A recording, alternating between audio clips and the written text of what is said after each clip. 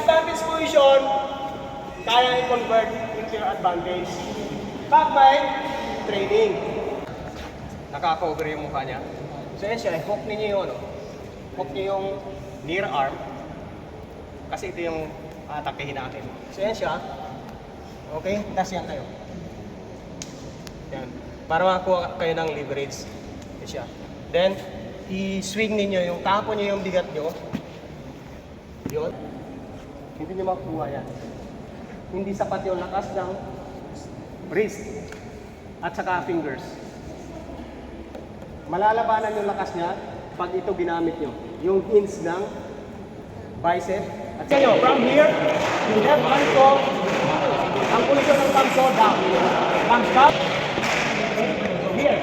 Kasi pag nagkamali kayo na hawak na ganito, madaling matanggap. Try mo.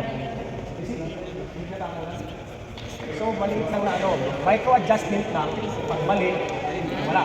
Okay, mag-adjust. Big way. Ibig sabihin, yung bigat ko, ano ba, 70 kilos, kung dadaan mo sa isang braso na, ano mangyayari?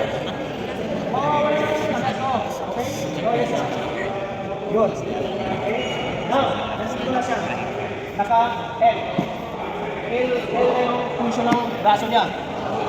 Now, yung elbow ko, naka-pin sa leeg. Hindi siya malapit talaga.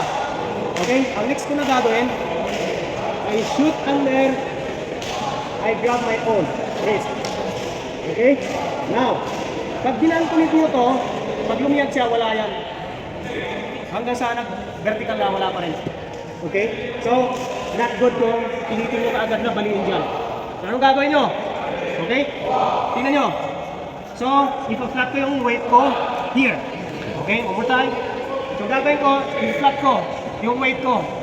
So, yung foot ko, yan siya. Mabigat na ako ngayon kasi hindi na ako nakaluhod. Nakaganyan na ako. Alright? Now, ang gagawin ko, I turn my head toward his hip. Yan. Tapos nadaganan ko. Now, ito na yung time na iyayang ko na yung elbow niya. You see? Saglit lang. Mabilis. Kasi mababasag na yung shoulder niya. Ligas! Andas Vergara! Uwan!